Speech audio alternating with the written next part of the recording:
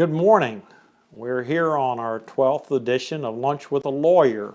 So I would like to encourage whoever is listening, or if you tune in later, if you would post any questions, any legal questions you may have about anything to us. If you post it, well, we will be glad to try and answer it. I try and come up with some topic that I think that has somewhat broad appeal that people may be interested in. And today we're talking about home improvements. And so what do you do as far as that's concerned? What do you need to be concerned about? I get contacted routinely about whenever I'm putting a roof on, or if I'm going to have a contractor come in and do some work on my property. Well, what about it? And most of the time it's already too late. They've got some problems. But anytime that you get ready to do some home improvements, the first thing you need to do is be sure you check out whoever the contractor is who's working on your house. You need to check with the Better Business Bureau, you need to Google them or whatever and see what their reputation is. You also need to make sure that they're a licensed contractor. That's huge. And that sometimes folks are not licensed contractors, and are they licensed contractors to do the work that they're supposed to do? And so usually you're probably looking at a licensed building contractor for something as simple as replacing windows, that you have to have a licensed contractor. And once you have the contractor, you need to get, of course, make sure he has his license number, and I'm assuming that they would have workman's compensation as far as that's concerned, so if anyone was hurt. The next thing is whenever you look at his contract, he'll probably ask for a deposit, but you don't want to give him all the money until such time as has completed the job. So you want to have a substantial holdback. One of the examples I've seen is whenever you're building a pool, there's probably 3 or 4 different draws. So you always want to make it so that hopefully you can have enough money that if the contractor would leave, that you would still have enough money to complete the job, which is very difficult to do. But don't go paying the contractor the money until all the money until the job has all been completed and you have a final inspection by the building department, which brings us to is he needs to pull a building permit. You don't want your contractor out there doing work without pulling a building permit, because that can come back to haunt you, particularly if the building department comes back and finds that you didn't pull the permit. They can red tag you, then you've got to go back and get specifications, or there's double the fine, and your contractor may be long gone as far as that's concerned. So you also need to look at the contract and just make sure it's a fixed price, or if there is some exceptions for additional materials or whatever, that's outlined and you have a little better idea of that, if possible. And this is one of the tough ones, and you rarely are able to do this, but you need to put an outside date on when the contractor is going to start the work and how long it's going to be before they complete the work, and further put in there that if they don't have it done by a particular date, that you're in a position to terminate the contract and have someone else complete the work. And so they're going to talk about delays or whatever, but even so, if it's, let's say, putting on a roof, there shouldn't be any reason why they couldn't put on a roof within, say, 60 days from the time you do that. And so particularly be wary if a contractor says, well, I didn't, if he comes up with extras or something else that you want done or whatever, be sure you get it put into writing so there's no dispute and you don't get surprised at the end of the day.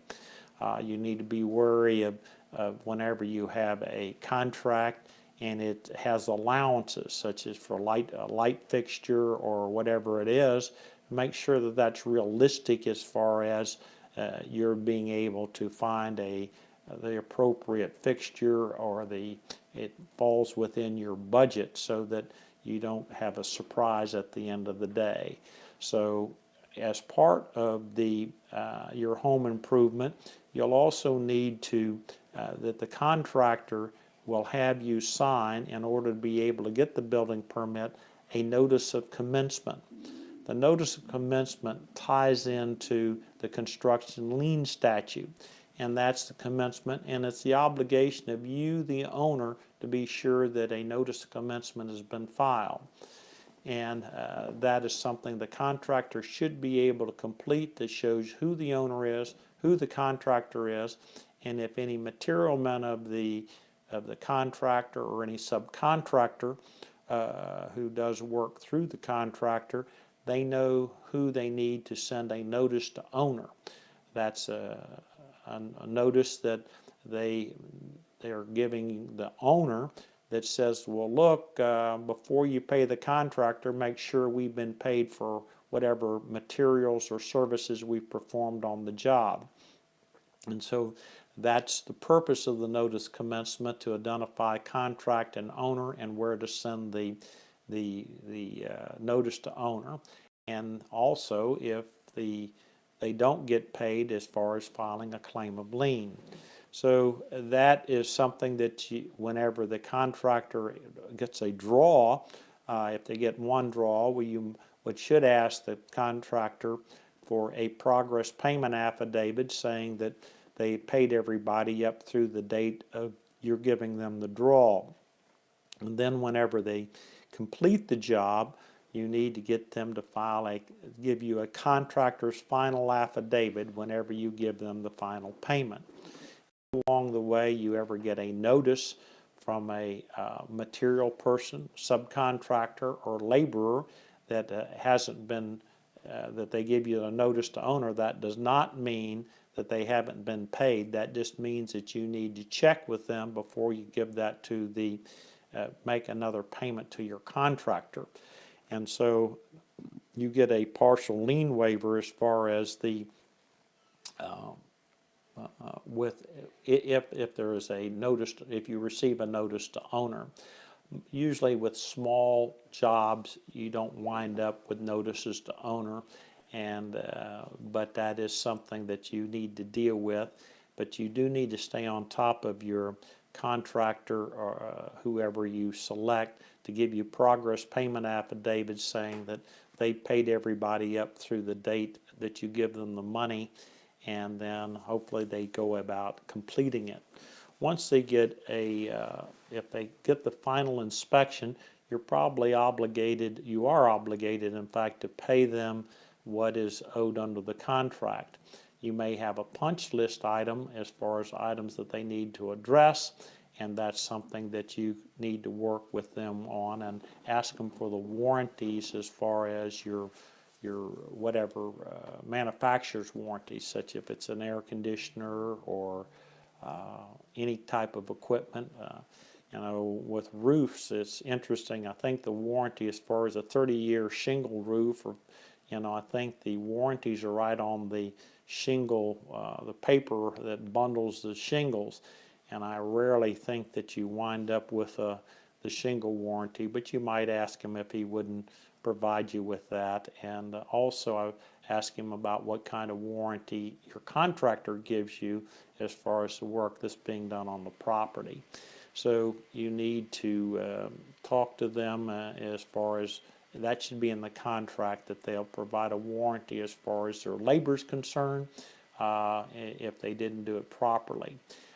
If you run into a situation where you find that they have done defective work on that, there is a particular statute where you have to give them notice, and they need to, in order for them to be able to come back and re-execute the work once they receive this notice. So these are some of the things that you need to look at, particularly if we have construction defect. A lot of this gets very expensive, so hopefully your construction defects are not so severe that you can't, they're under $5,000, so you can go to small claims court. If you have to hire a lawyer as far as a construction contract is concerned, and if litigation is required, it may take a lot of money, and sometimes the lawyer costs more than what it costs to fix it. So if you do have defective workmanship, as far as your contractor is concerned, what I would advise you before you go see a lawyer is to call another contractor or someone and ask them for them to give you an estimate of what it's going to cost to correct the problem or to finish the job. That way you're quantifying or knowing in dollars and cents how much you need in order to have this problem fixed. So that is important, particularly if you go see a lawyer, and that way you know how close you are either over or under the $5,000 threshold, and then also what dollar amount it is and how much the estimated or budgeted attorney fees are going to be involved. There is a construction fund through the state of Florida, but it's my understanding that it doesn't have any money, and so you have to go all the way through to get a judgment against your contractor before you're able to apply to the construction fund for licensed contractors or whatever contractor you have, and have to wait until they send you the money as far as that's concerned. So looks like we may have a question here, and I think Josh tells me that they can't hear him, so I'll have to repeat the question. This is from Jennifer. It says, "Hi, Mr. Waller. I wanted to ask you something about probate. How do I obtain a letter of probate? When my husband passed away, he didn't leave behind a will." All right. Did the viewers hear that question? Probably best to repeat it. All right. Jennifer writes in and wants to know how she goes about getting a letter of probate when her husband passed away and did not leave a will behind. Well, how she goes about, number one, probate is the name of the process that you go through whenever someone passes away. And as far as its letters of administration, and that's the authority that the judge signs giving the person who's designated as the personal representative, which is more commonly known as an executor, but the term now is personal representative, and that gives the personal representative the authority to act in the behalf of the decedent. And so in order to get those letters of administration, you need to petition the court, and if they didn't leave behind a will, you need to file a petition, and it's called an intestate petition, and that means dying without a will. And the Florida statutes say, well, who's entitled to the assets of the decedent? And if it is your spouse and he has, and it's a first marriage, or he has no children other than the children of the marriage that you're in, well, then the Florida statute says all the assets that he had in his name would pass to you as far as that's concerned. So that is a intestate administration. So you file a petition, ask the court to appoint you as the personal representative, as the spouse or the widow or widower, and then there's some other documents, an oath and a possible bond be filed, and you would be issued letters of administration. As the personal representative, you have the duty to give a notice to the creditors that he may have, and they have 3 months. You have the job to send notice to any reasonably ascertainable creditor. You also must file an inventory within 60 days from the starting the probate process, and that is sealed with the court. And then after the period of time for the creditors has expired, you're then in a position to file a petition to terminate the estate proceeding through a petition for final distribution and discharge. Now, a lot of this we need to look at is, well, how much or what asset was titled just in his name alone, whether he has a will or not. If it is merely if it is a house, well, then it could be your homestead property. Well, that's treated differently as to how you go through the estate process. Or if the assets, not counting the homestead property that he had in his name alone, are less than $75,000, and there are no outstanding creditors, or you're willing to pay those creditors, you can file what they call a summary administration. And when you file the petition, you say, well, this is the asset, I'm the heir to it, or whoever the heirs are, and ask the court to distribute the property to you. Now, again, you need to contact a lawyer to go through these probate proceedings to prepare the documentation. The summary administration is less expensive and can be done within approximately 30 in Pasco County in 30 days. In other counties, it varies depending on their process and how quickly they process it, and the cost is adjusted accordingly. If you have a very small amount, sometimes we see an amount of a small bank account of $1,500 or a small life insurance policy or whatever, and you have paid the funeral bill, and the funeral bill is more than whatever this asset is, there is a process whereby you can go directly to the clerk of the court with your paid bill and the death certificate and the asset, and ask the court, go see the clerk, and it's called a distribution without administration. But that's for very, very small amounts, or amounts less than what the funeral bill would be. But hopefully I've covered the waterfront there. You sort of asked me what time it was, and I told you how to build a watch, but hopefully I answered your question. If not, we'll post a follow-up question as far as that's concerned. So, Josh, we got any more questions here? No more questions at this time. Well, I probably need to, clam up here. It looks like I've been rattling on here for about 15 minutes here about, your home improvements and what all you need to do with your contractors. We touched upon a little bit of probate. Just again, hopefully if you're viewing this and it's not live, well, feel free to send your email your questions to the Facebook. Is that correct, Josh? You can ask questions in the comments section below.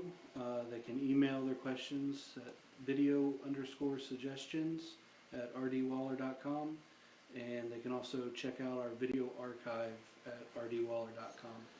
Hopefully you got all that down, and so here again, you can go ahead and post them, and we'll try and take them up next lunch with a lawyer as far as that's concerned. Or if you go to the website, and you can call me, it's 727-847-2288, and I'm happy to try and answer those. I would also pleased to announce that we've had Erica Munns join my firm, and she will be taking care of the guardianships and helping me out with some of the litigation and the elder law questions.